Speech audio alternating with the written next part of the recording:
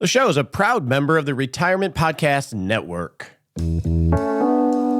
This show is dedicated to helping you not just survive retirement, but to have the confidence, because you're doing the work, to go off and really rock retirement. Hey there, Roger Whitney here. By day, I am a practicing retirement planner with over 30 years experience, founder of Agile Retirement Management. And over the last 10 years on this show on a weekly basis, I've had the honor of hanging out with you and noodling on how do you do retirement planning right so you don't make it your new job in retirement, but so you can put it aside and go off and really rock retirement. So today on the show, we're going to answer a question related to IRMAA surcharges, as well as other questions that people just like you have on their journey to retire. In our In the News segment, we're going to talk about these new ETF principal protected securities that I've seen marketed. And then lastly, but not leastly, in our Rock Life segment, we're going to talk about cultivating curiosity so you have a growth mindset. Before we get started, I got three things I want to talk about. Number one is next week, you're going to meet Mike and Judy, our new listener case study. They're listeners just like you that rose their hand. And we're going to meet them next week. And over the course of June, we're going to hear what their vision is for their life, what resources they have to fund that vision, what their experience and preferences are from an investment standpoint. And then meet live with them in early July to get, hopefully, to a feasible plan of record so you can follow their planning journey along the month. Now, we're going to have some resources and worksheets that you can use throughout the month to plan along with them or refresh your current planning. So if you'd like to receive those, make sure you're signed up for our 6-Shot Saturday email, which is an awesome weekly recap of the show where we share exclusive content. You can sign up for that at rogerwhitney.com or 6shotsaturday.com. All right, so that was number one. Number two is, got a lot of feedback on something I wasn't really expecting. I answered a question from a listener about splitting the podcast between the financial side of things and the non-financial side of things. And I answered the question and wasn't really expecting any feedback on that, although I guess I probably asked for it. I always ask for feedback. It was a landslide. Don't split it. I think we had one person that said, yeah, that might be a good idea. But a landslide of, hey, this is part of what the show is. And I think, so we're not going to split it. So thank you for all the kind words. But I think you're actually right. I think one of the biggest problems with retirement planning is that the financial is separated from the non-financial. That is how planning typically works. It sort of placases the non-financial, if I'm using that word right, to get to the numbers, when I think retirement planning done right has to be integrated. So we're not doing anything. Thank you for your feedback and all the kind words. The second thing I got feedback from was the episode on the things that you need to stop doing in retirement. That was a few weeks ago. I expected a little bit there, but I think it hit a nerve for a lot of people like you to just take a breath and give yourself permission to realize you can't figure it out. I got so many kind emails saying, oh, this is just what I needed to hear. Thank you so much. So do give yourself permission. I want to read a quote. I won't disclose who this person is. This person shared that they worked as an accountant and did a lot of auditing in their regular profession. They said, I think I have been looking at the retirement planning process like I do an audit, trying to solve for materiality subconsciously. I considered it a map or a GPS, which has to be accurate to guide you to a precise location. That is not what retirement planning is. Rather, it's a compass. All it does is tell me the direction I have to go, and if I get off course, I will guide myself back to the right direction. But it won't tell me the step-by-step instructions. There is no exact guidance because I don't know what I will encounter in life or what I want. Light bulb moment. So, yes, we treat this as a complicated problem. It's complex. You can't figure it out. And we overcomplicate, to use those words more than I maybe should, we overcomplicate this issue of retirement planning by thinking about things we don't really need to think about. That's why I think we need to have a process-driven, what do I want? Get to a feasible plan of record, get to a resilient plan of record, and then think about optimizing. It clears the battlefield or the playing field so you can focus on the right things and not drive yourself batty so you can actually get to the point of the whole exercise, which is to go create a great life. Now, doing this for as long as I have, I want to share this with you, and that is, as I've walked this journey with countless people, pre-retirement and right in retirement, they tend to get a little bit manic. I got to look at the numbers. I got to understand the numbers. I got to run different spreadsheets. And this makes total sense, actually. When you are doing something new that you've never done before, it is a learning process. So you go down the rabbit hole of YouTube videos, just like if you were going to go camping for the first time. You go try to figure it out and maybe learn from people ahead of you. You get hyper-focused on it. That's normal because it's new. It's uncomfortable. The new is uncomfortable. But what I want to tell you, and this is why we're sharing more stories from people that have been retired a while, is once you get there, assuming you give yourself the confidence to actually do it, and you go through that uncomfortable period, all of a sudden you're the old hat that has it figured out. And all of this hyper-focus on precision starts to go away. And you don't worry about it so much because you find your new rhythm. You find the process that allows you to check things in an organized way so you can put it aside and go create a great life. So it's normal. Just know that. All right.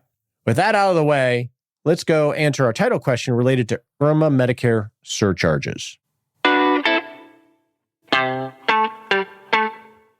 So our title question comes from Anonymous related to IRMAA Medicare surcharges. We'll explain what that is as well.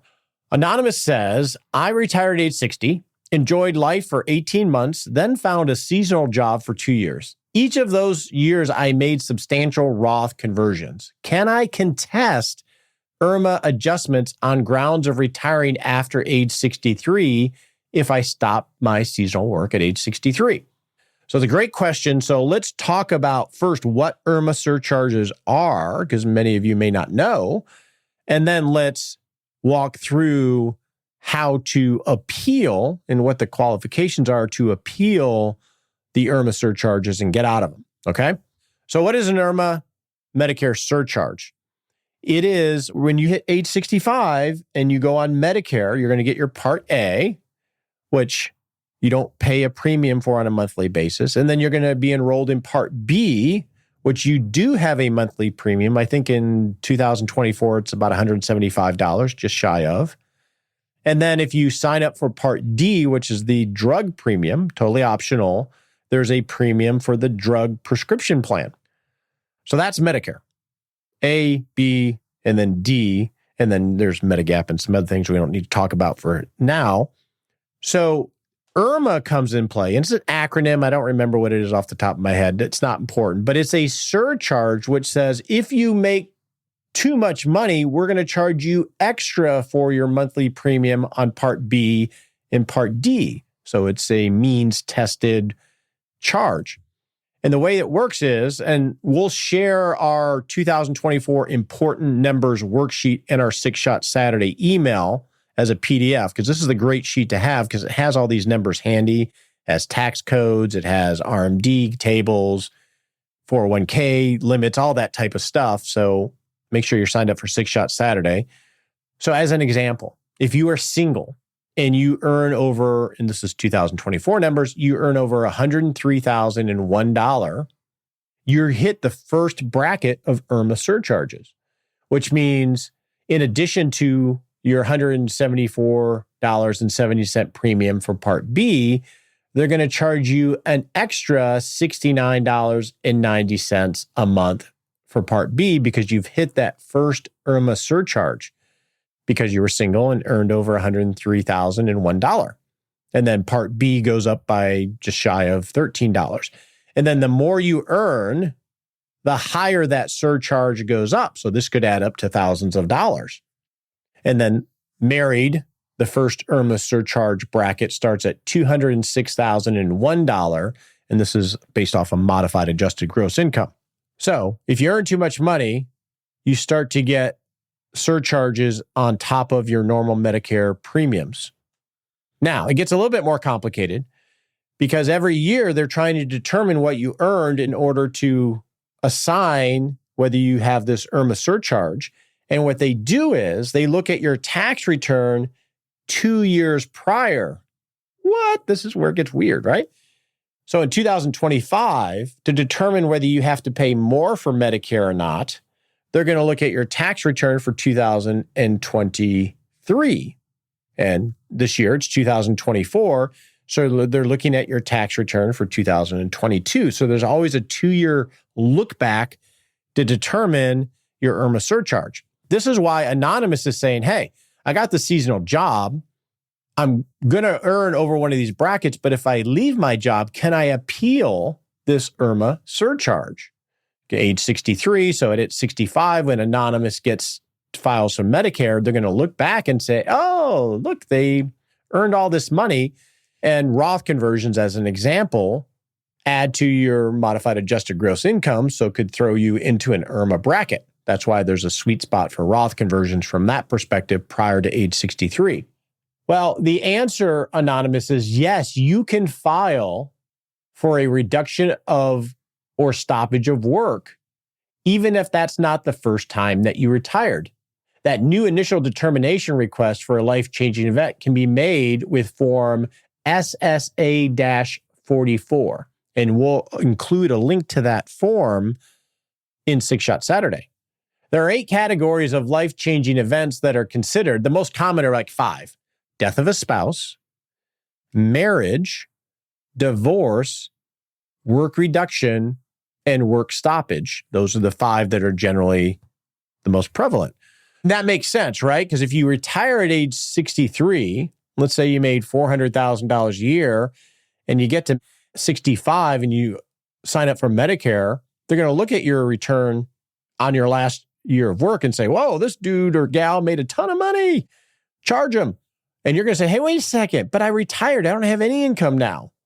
This is the mechanism to be able to say, hey, I had this huge life-changing event, so you need to give me an exception because all that work income is no longer there.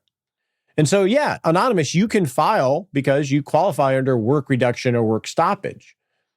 Now, whether they grant that request for relief, I have no idea. They're going to determine it because the other wrinkle in yours is that you're doing these massive Roth conversions. And Roth conversions are not considered a category that would exempt you from the IRMAA surcharge. So it's worth the old college try because they may not look at it close enough to see, oh, but you have work stoppage, but you also have all these Roth conversions that still are going to throw you up, so we're going to hit it with you anyway. I don't know the answers to how they make that determination, but definitely you can do this more than once if you go back to work or you have the seasonal work, whether they grant it to you because of these Roth conversions. And that's something to realize, that a downstream impact of a massive Roth conversion is that it could throw you into IRMAA surcharge brackets. And that is not an exemption that you can apply for relief from. Or you can always apply, but they're probably not going to give it to you. One reason why it's also think about doing them prior to 63 or batching them, because what happens with an IRMAA surcharge when they add on top of your premium, because let's say you hit one and they move you up a bracket, so you're paying more for your premium in Part B and Part D, it only applies to that year. It's not a forever type of thing. The next year, they're going to look 2 years back at your tax return and then make a new determination. So it's not like once you're in it, you're always in it. It's a year-by-year basis. But Anonymous, I think, yes, get the Form SSA-44 and apply for it. And you'll just have to make the determination, is it worth me not doing this seasonal work that I enjoy in order to maybe avoid IRMAA 2 years from now? That's just going to be a values decision. With that, let's get on to the In the News segment.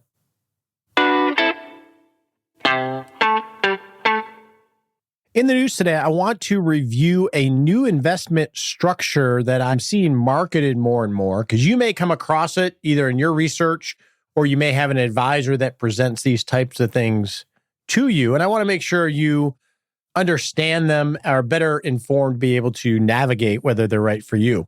Like all investments, they're sold by prospectus, and the prospectus is a legal document that tells you the risks involved, the fees, the potential rewards, how they're doing what they're doing. So it gets rid of all the marketing fluff. I definitely suggest you review prospectus so you can get the actual details of what's happening in some of these more sophisticated products. And like all products, not appropriate for everybody, you can lose money, etc. Listen to the disclaimer. All right, so I got this fact sheet for something called a structured protection ETF. So this is an exchange-traded fund that is protecting something. So let's look at the fact sheet, which is generally the marketing brochure of these type of products. So it's a structured protection ETF. I'm not going to mention the investment company, not important for this exercise. Bullet point number 1 is it has 100% capital protection. No downside risk over the 1-year outcome period. All right, no risk. Sounds good. Bullet point number 2, defined upside participation.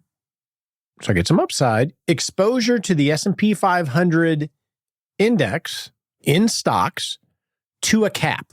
So defined exposure to the S&P 500 index to a cap. Don't know what the cap means, but all I'm hearing so far is I get no downside risk, and I get exposure to the S&P 500, and a cap of some sort is involved. Has another bullet point related to taxes. I don't want to go into that for this learning exercise. All right, so what is this? Overview, and I'm just reading right now from the fact sheet. Structured protection ETFs are designed to match the positive price return of the S&P 500 up to a defined cap while protecting against 100% of the losses over a 1-year period before fees and expenses. All right, I get upside to stocks relative to some cap that I don't understand, but I can't lose money. Sounds good so far, maybe. So let's go to what the cap is, the starting cap rate. And essentially what that is the most you can earn in terms of a return. So the starting period is May 1st, 2024. So this was a month or so ago, or at the beginning of the month. And the cap is 9.81% gross of the annual expense ratio. So what does that mean? So if you own this on May 1st and held it through maturity, which is February 30th of 2025, the full 1-year outcome period as they define it, if the index goes up, in this case, the S&P 500 goes up by 6%, let's say, during that period, you would participate 100% in the upside and earn 6% before fees and expenses. What if the market exceeded that 9.81% cap? Well, let's say the market went up 20% during the outcome period. What would happen is you would receive a return up to the cap, in this case, 9.81% gross of annual expenses. So you're capped on the upside. So you get the love of good markets, but only so much. Okay, let's go the other direction. What happens if the market goes down during the outcome period? Goes down 3%, goes down 20 or 30%. 0% loss before fees and expenses. So you get the upside, but not all of it. But in return, you don't have to worry about losing money if you've held it for the entire outcome period. So that's the trade-off. So how do you start to frame that in terms of you implementing it into your portfolio? Well, first off, you better have a plan of record. So you know you have a vision, feasible plan that's resilient. And now you're thinking about how do you implement, in this case, the resilient plan. And this is one tactic to do that, optimization, right? You better have that structure to process whether this is an appropriate investment or not. And the next step is to create an alternative. And the best alternative to begin with is, what is the risk-free rate of return? If I'm looking at this potential upside, I know there's risk there, and the risk is the fees and expenses, or I could not earn as much as the risk-free. What's the return if I just buy a treasury, which is the proxy for a risk-free rate of return? Whereas of the day I'm recording this, the indication for a 1-year treasury, since this is a 1-year product, is 5.13%. So now I have two things to compare. It's always good to compare things. Super simple risk-free rate of return, 5.13%, or the potential for a return of 9.81% on the upside, plus expenses, or worst case, I get my money back. So that's framing what we're dealing with here. Now, who is this a fit for? And it says portfolio fit. For equity risk control is their first bullet point for portfolio fit.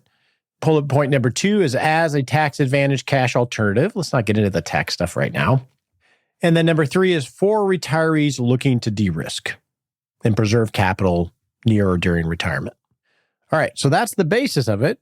Potential for almost a 10% return, but worst case, we don't lose any money versus I just buy a treasury and get 5.13% in this example.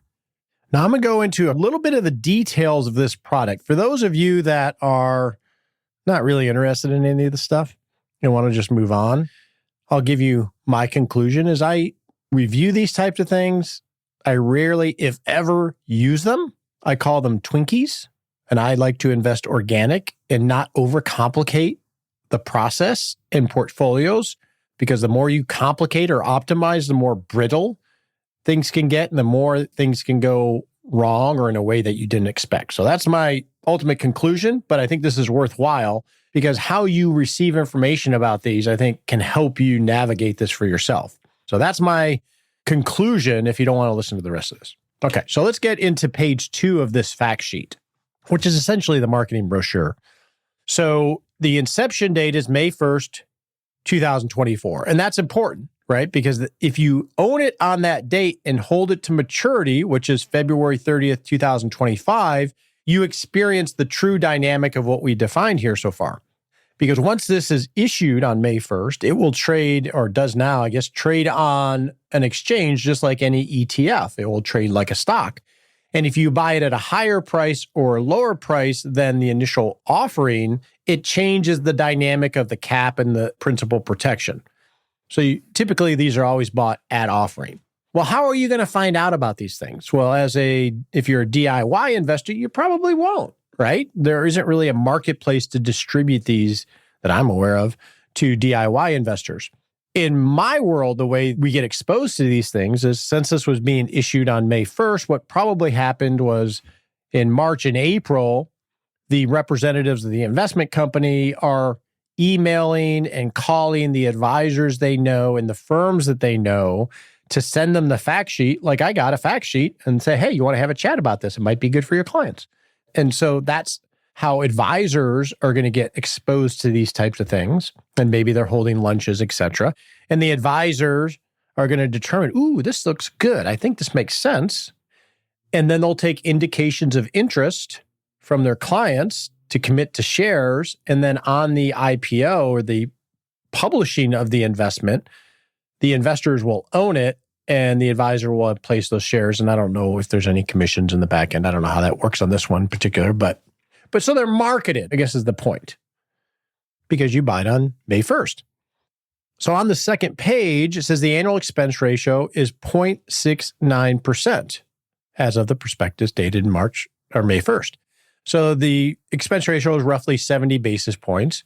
So that means when you look at the cap rate, remember that was before expenses that we talked about, it's 9.81% gross, but after expenses, it says the net cap is 9.12%. So when we go back to the risk-free rate of return at about 5.13%, the maximum upside to this is about 4 percentage points higher. So that's the potential outcome that's positive over than just being simple and buying a treasury in this example. If this loses money, let's say you put $100,000 in it, you owned it throughout the whole period, and you have that principal protection kick in, you're going to have about $690 in fees. That's your maximum downside in theory. Now, let's go into some details of how they are able to offer this in the first place. Upside with no downside. Number one, when you look at the fine print on page 2, it has the thing you'll see in all prospectuses pretty much. Investing involves risk, loss of principal is possible. There's no assurances the fund will be successful in providing the sought-after protection. Okay, that's table stakes. All investments have risk, and we have to keep disclosing that to protect ourselves. But the two things I want to point out in the details I think are more pertinent to evaluating a product like this. Number one is it's designed to provide point-to-point exposure to the index or the reference asset it's tracking. So what does point-to-point mean? Well, let's look at, in this case, the investment asset that it's tracking is the S&P 500 Spider Index, SPY. It's the very popular index that tracks the S&P 500. Well, if we go to Morningstar and look at the return, say, for 2023, the return on that investment was 26.32% in 2023. Now, that includes dividends. So what happens is that when during the year, the S&P 500 owns a bunch of stocks, they pay dividends, and they issue those dividends to the shareholders, and typically in the form of cash. So that return of 26.32% includes those dividends. But in this structured protection ETF, it's not providing that exposure. It's providing what's called point-to-point exposure, which is really the price. So if we take a chart of SPY, let's say, and actually I used IVV for some reason, so I'm going to go off IVV, which is another exchange-traded fund for the S&P 500. At the beginning of 2023, the price of the index via IVV was $386.12, and the ending price was $477.63, which is a return, if you just do the simple math, of 23.7%. Still a great return, but that's not the same return as the reported 26.32% for the index. And the reason is it's not including the dividends. So another example, if we go back to 2022, the beginning date of the index had a price of $478.38. At the end of the year, a one-year period, had a price of $84.21, which gave a negative 19.69% return from point to point. Whereas if you look at the index return, it was negative 18.1. So you're not participating in the dividends, which means the potential upside gets muted. And remember, the risk-free rate of return in this example is 5.13. We can just do that, just buy a treasury and be done with it. We're only doing this for the potential upside, and that gets muted because of this structure of point-to-point tracking. And the way that they're tracking the index, and this is the second thing I wanted to point out, is via a basket of flex options. So they're not actually tracking the Spider ETF for the S&P 500. They're using flex options to mimic the tracking of the SPY index or exchange traded funds. So essentially, this is an option strategy packaged into an ETF that is able to offer upside to a cap, minus expenses, and downside protection. So this is an option strategy. Now, options are very sophisticated. They're derivatives. They're pretty much the investment of choice for a lot of these huge investment firms to create these types of things because of the leverage that's used that they can gain by doing them. And there's nothing particularly wrong with an option strategy if you know what you're doing and it's worth the time and hassle, but it adds another layer of complication and potential risks to an investment strategy. So if you buy something like this, you're buying an option strategy in a packaged form. My point in this exercise is I review these things. They're interesting. I have people that, hey, I got presented this. What do you think of this? And when you're investing for retirement, we know how complicated this all is already. Why overcomplicate it to try to reach for potential sizzle that may or may not be there when you can simply use organic products, build your income floor, buy indexes that own real stocks, and have a feasible plan that you feel comfortable is resilient. You want to try to optimize to a point, but the whole point of this is to get on and live a great life, not to be an option investor. The more you complicate or optimize things, the more brittle a plan can be. So when things go wrong, they could really go wrong in unexpected ways. And so you want to pick your spots to optimize. I don't think this is one that's it for almost everybody. But I wanted to do this exercise so you have a better understanding of how to look at the details of something like this to determine whether it's really a fit for your plan or not. With that, let's get on to answering some of your questions. Now it's time to answer your questions. If you have a question for the show, go to askroger.me and you could type in a question, leave an audio question, or just say hi. So our first question is from Mark related to life insurance and what to do with a policy. So this would be in the resilient pillar in working through a resilient plan of record. Mark says, "Hey, Roger, my wife and I are in our 60s, retired.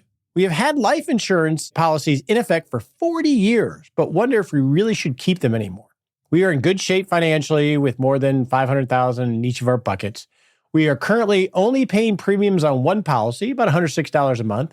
If we cash it out, we would receive about $60,000. Your thoughts?" So I want to give you a structure to think through this, Mark. So this would be in the resilient stage where you're testing the resilience of your plan. So step one, I think, would be without the insurance, stress test your feasible plan of record to see, is it still feasible if one of you were to prematurely pass away without insurance? Because if one of you passes away, say today, then we're not going to have Social Security for that person, may not have pension or other income sources tied to that person, and you would likely go into a single tax bracket rather than a joint tax bracket, which changes the tax dynamic forever, right? Unless you get married. So it's good to stress test. We'll pick on you, Mark. What happens if Mark dies today and his wife, how does her plan look from a feasible standpoint without insurance? Do you have enough wealth for her to have a lifestyle without your Social Security and dealing with taxes and without insurance? That's a good first test to see if there's a risk there, and you can measure that risk to decide whether you actually need the life insurance or not to replace wealth or income, which is the traditional role of life insurance. So that's step one, is stress test whether you need the insurance or not. And then you can input the amount of the death benefit and rerun the stress test to see how much more feasible or resilient the plan is if you keep the insurance relative to the cost. So you just create those little what if tests. That's the first step. Let's assume you don't need the insurance. Then the next question is, what do we do with the insurance? $106 a month. You didn't mention what the death benefit was, but that's a reasonable premium. The insurance that you have now that you're in your 60s is probably the cheapest insurance you're ever going to get. So if you give it up, you're never going to get it back. So it may be relative to the death benefit, it's worth the cost of the insurance because it's only $106 a month. And so that's just a simple math. If you die at age 88, what's the internal rate of return of continuing to pay the premiums? It might just be a good hedge or leverage that's worth keeping, even if you don't need it, right? So you would want to look at it from that perspective. Another perspective you'd want to look at it from, Mark, is, well, it's in this insurance wrapper, and if I just simply liquidate it and get my $60,000, that's going to be a taxable event, right? You're going to have taxable income for the difference of the premiums that you paid into it versus whatever growth you've gotten into it. And so perhaps you could exchange this life insurance policy for a different life insurance policy that solves some other need. A good example there might be a life insurance-based policy that has a long-term care benefit, and it could be part of your long-term care risk strategy just by doing an exchange from one life insurance policy to another with that added benefit that doesn't cost anything tax-wise, and now you've made this more productive for what's going on in your life. And then obviously you could take loans against it if it's a permanent policy, and then ultimately those would be paid back against the policy. I'd be a little careful about that. We can get into that another time, or you could just surrender it. But I would start framing it this way, Mark, and look at each of those options side by side, and then just make a judgment call. Our next two questions are related to individuals that are looking to do formal education on retirement planning. The first one comes from Eric. Eric says, "Hey, I'm Roger. I'm passionate about helping people understand financial success are possible. I'm contemplating obtaining the Chartered Financial Consultant certification and then working on the CFP curriculum. I don't have a bachelor's degree. However, the American College of Financial Services states that the CHFC will qualify me to sit for the CFP test. This appears to be the most efficient, effective way. And my question is, with the lack of a bachelor's degree, will it hinder my ability to work to over 6,000 hours required to use these certifications? The answer is, Eric, will the lack of a bachelor degree hurt your prospects of getting that 6,000 hours? No, not if you work it. As a business owner and owner of a retirement planning practice, I actually have someone that works for us that is working on their 6,000 hours and does a lot of research in the background. I don't care if they have a bachelor's degree. I hire quality people. I think most people in our industry do, because most people are entrepreneurial in some sense. So no, I don't think that would hurt you at all.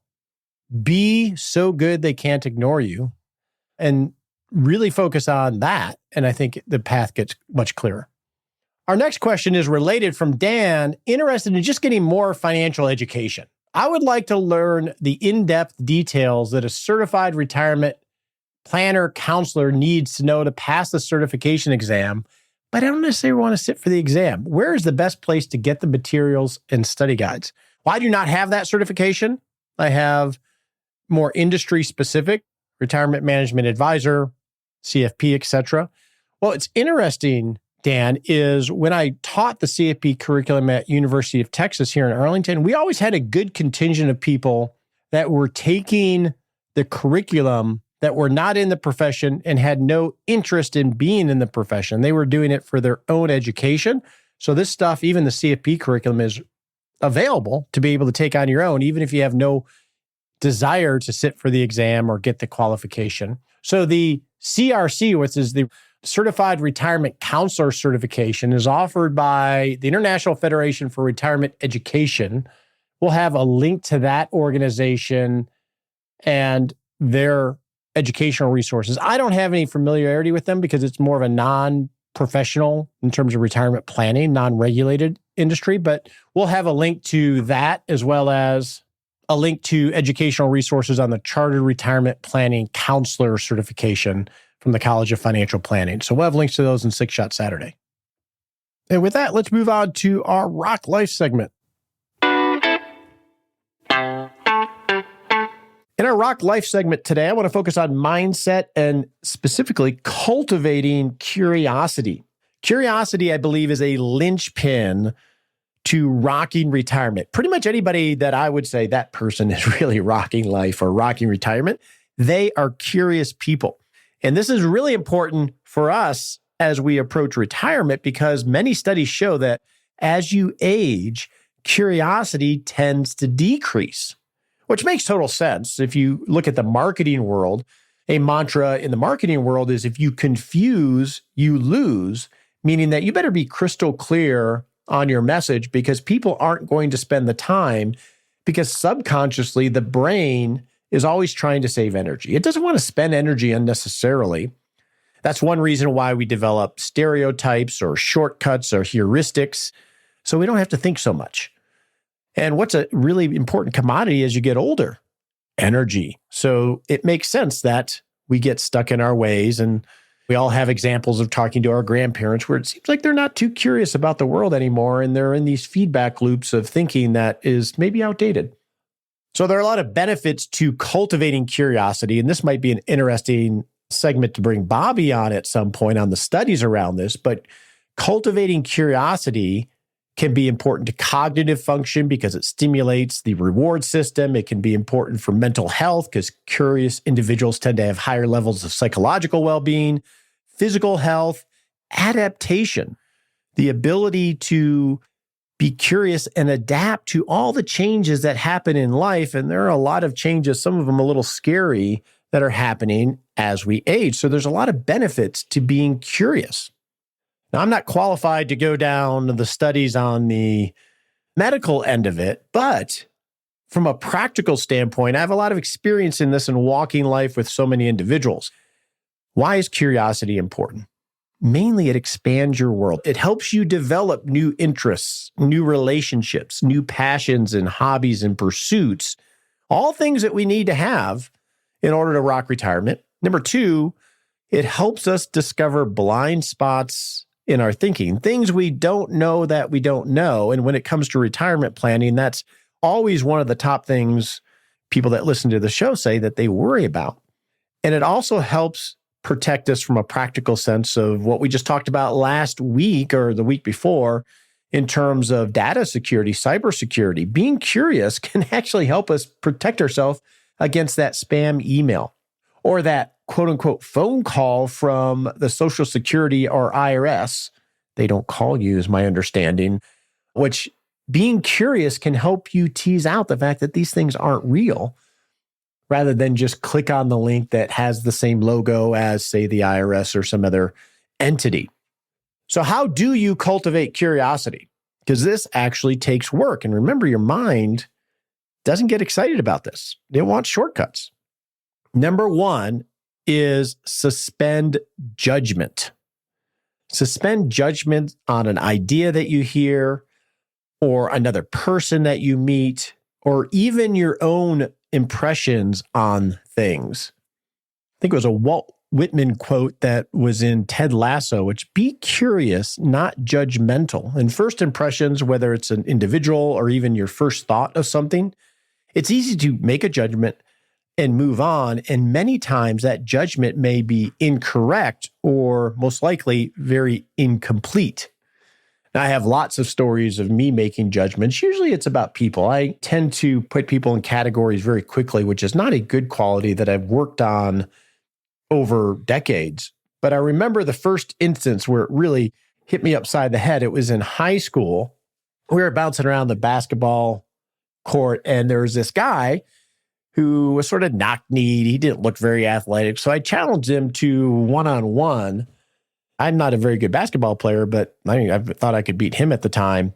This kid smoked me in front of everybody. Ended up, he was like the captain of the basketball team 2 years later. I judged him as not athletic and challenged him and paid the price in terms of social capital and embarrassment.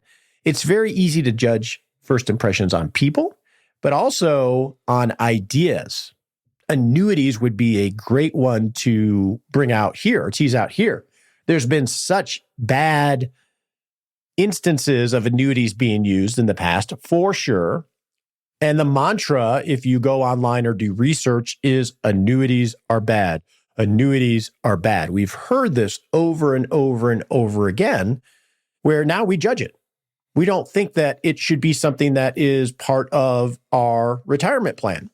In fact, I had this judgment for many years, and Kevin Lyles, one of the coaches in the Rock Retirement Club, as well as independent research on my part, helped me reframe that there is a place for annuities. There's a way to use this tool correctly in certain circumstances. But it's easy just to latch on, oh no, annuities are bad. Or stocks are bad because you lost money once. Suspend judgment. That way you can be in a stance of asking questions, which is our next rule for cultivating curiosity, which is ask questions. Ask questions. One of my favorite books on questions is QBQ, which stands for the question behind the question, is questions are critical for being curious. Why? Remember the 5-year-olds with those never-ending whys. They want to understand not just the simple answer, but they're building a depth of understanding in all their additional questions. Asking why is a wonderful question. Or just simply saying, I don't understand. When you make a statement like that, or you ask why, it forces or encourages, whether it's someone giving you information or you reading an article and say, I don't understand that. And then you can follow that thread to perhaps gain an understanding of what they're really trying to say, or the foundation behind it, or disprove the statement because it's not based on solid foundation. These are wonderful questions. Why? I don't understand. If you're talking to your advisor or you're talking to your doctor, I don't understand. Have them go deeper so you can understand. Smart people ask dumb questions. That's how they get smart. Most of the time, it's very socially awkward to ask questions, especially in groups, because we feel like, oh, nobody else is asking questions. They're all nodding their heads. They look like they get it, and they're probably smarter than me, so I'm not going to ask. Almost 100% of the time, everybody does not have a complete understanding, and they're waiting for somebody else to ask questions. Smart people ask dumb questions. That's how we get depth in our understanding about something. Another good example, which I think was last week, when we talked about the new exchange-traded funds coming out that were principal protection. That entire in the news segment about this new product, which basically said, invest in the S&P 500, have zero downside. That's the surface level understanding of that product. And in that segment, all we really did was, really? Well, let's dig deeper and ask, well, I don't understand that. How does that work? And what we teased out in that exercise was, it's not quite following the S&P 500. There's a cap. It's not really following the S&P 500. It's following options that are tied to the index. It doesn't make it a bad product, but now we have a much deeper understanding of that product. So asking questions cultivates depth in our thinking. And if anybody looks at you like you're asking a dumb question, that says more about them than you. All right. Number 3 in cultivating curiosity, take time. Cultivating curiosity, being curious takes time. And we're in a very busy world. It takes time to observe, to process what you've heard or read, to write out your summary of what you've heard or read so you can identify questions or gaps in your understanding of things. It takes time to follow up after the meeting or after you've explored something to get clarification on the things that you've processed.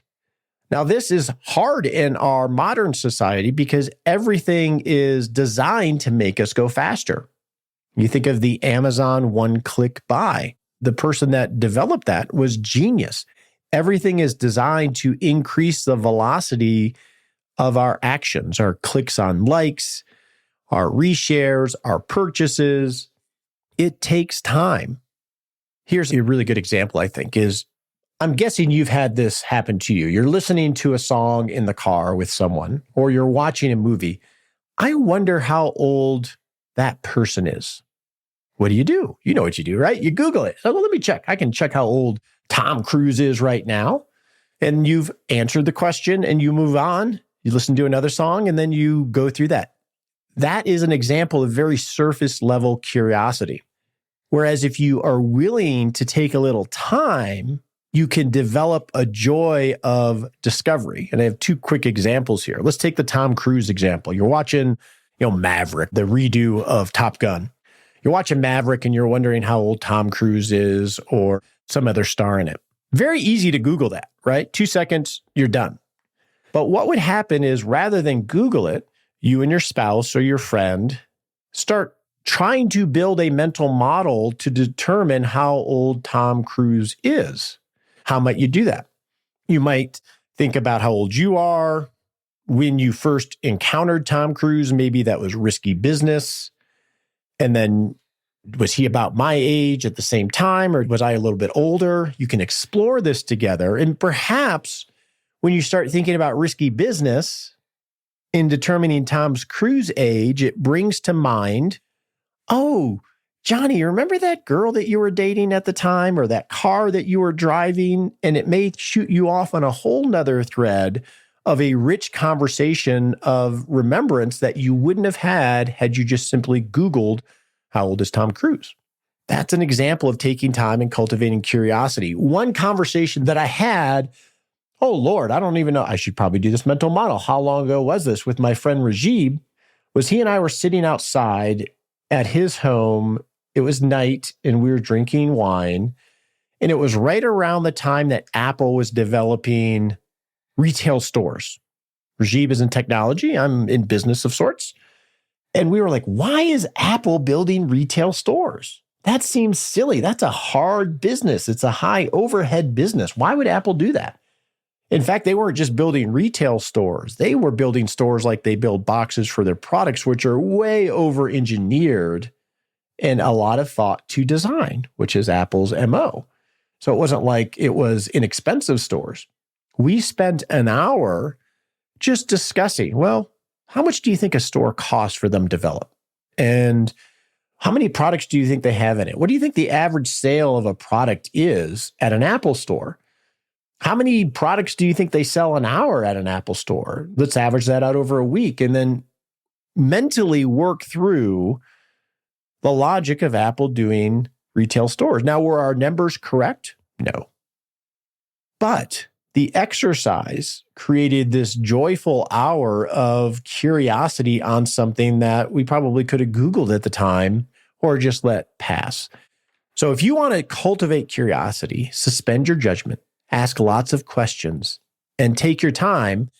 And this is the way that you're going to discover, one, who you want to be in retirement, what your passions are, what you're going to do with your life.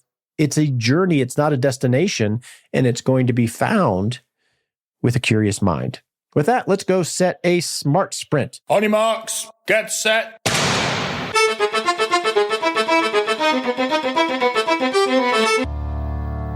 And we're off to set a baby step that we can take in the next 7 days to not just rock retirement, but rock life. All right, you know what it's going to be in the next 7 days? Practice asking a dumb question. When you find yourself judging something, take a breath and think a little deeper, or maybe take a little bit of time to develop the curious muscle by exploring something with someone that you love. That's a great way to develop curiosity in order to rock retirement. Thanks for hanging out with me today. I am in Colorado developing new curiosities and trying to reset some habits and enjoy the great outdoors in a foreign environment. I hope you're having a wonderful summer. I'm excited to hear what you discover with your curious mind this year. The opinions voiced in this podcast are for general information only and not intended to provide specific advice or recommendations for any individual. All performance reference is historical and does not guarantee future results. All indices are unmanaged and cannot be invested in directly. Make sure you consult your legal, tax, or financial advisor before making any decisions.